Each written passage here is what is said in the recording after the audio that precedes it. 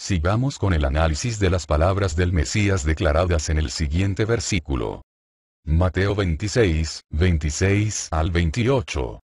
Mientras ellos comían, Yehoshua tomó pan y dio la bendición. Lo partió y lo dio a sus discípulos, y dijo: Tengan, y coman. Esto es mi cuerpo. También cogió una copa, y después de dar gracias, se la dio a ellos diciendo: Beban de ella todos.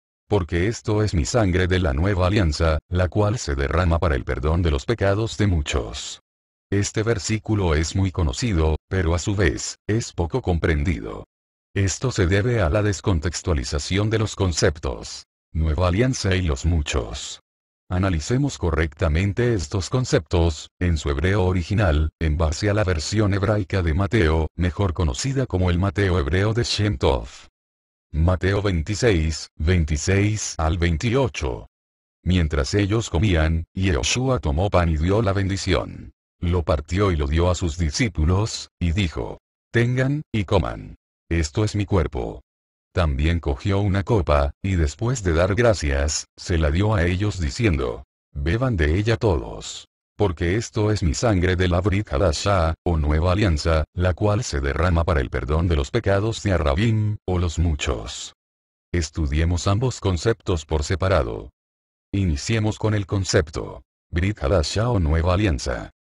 La palabra Brit, codificada bajo el número Strong H1285, significa alianza, pacto, acuerdo, convenio o contrato, el cual es establecido entre dos o más partes o personas. Nótese que la Torá no es el pacto, sino que en la Torá se encuentra el pacto y las instrucciones que deben ser obedecidas, por esto la Torá es llamada Sefer HaBrit, el libro del pacto. De manera que si Israel no acepta y obedece la Torá, entonces se rompe el pacto o acuerdo. Esto significa que aunque se rompa el pacto, la Torá no cambia. Si la Brit Hadashah consistiera en hacer una nueva Torá, el Eterno hubiese dicho: Pondré mi nueva Torá, o Toratía Hadashah, contrario a lo declarado a través de los profetas. Ahora, veamos el concepto. Arrabim o los muchos. La palabra los muchos, la cual es la traducción de la palabra hebrea Rabim, codificada con el número Strong H7227. Es el mismo concepto que se usa en Isaías 53, 11 al 12. Daniel 12, 2 al 4. Mateo 26, 28, según versión hebraica de Shem Tov. En el Pirkei Avot, o Ética de los Padres del Talmud, 5, 18.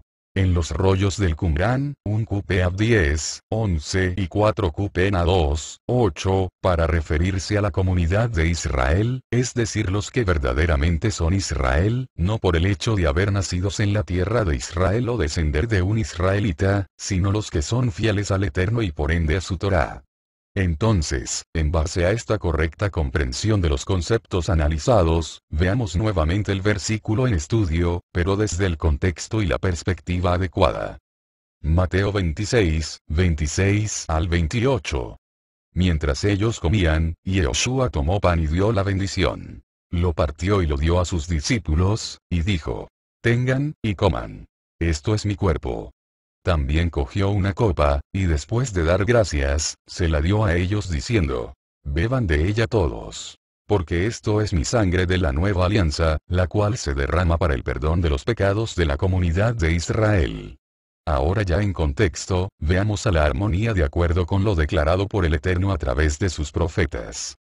Este versículo hace referencia a Jeremías 31, 31 al 33.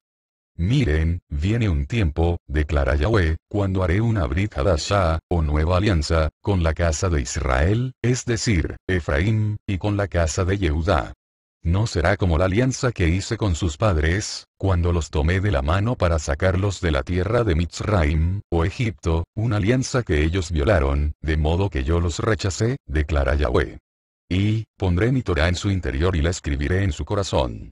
Entonces yo seré su Elohim, y ellos serán mi pueblo.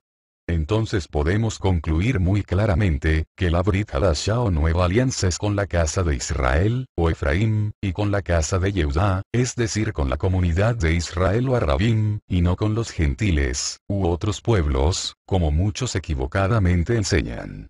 Sin embargo, surge la siguiente interrogante. Si la nueva alianza fue establecida con la casa de Efraín y con la casa de Yehudá, que aún se encontraban dispersas en su mayoría, ¿cómo es posible establecer un pacto con ausentes? Bueno, la respuesta es sencilla. La Brit Hadashah o Nueva Alianza fue establecida a pesar que no estaba presente, en su totalidad, la casa de Efraín y la casa de Yehudá.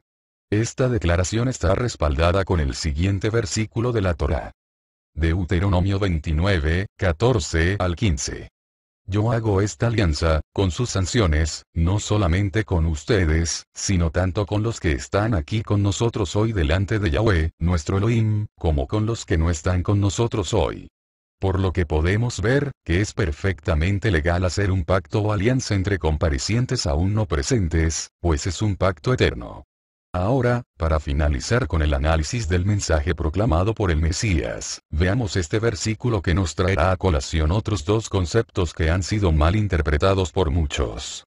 Juan 7, 32 al 35.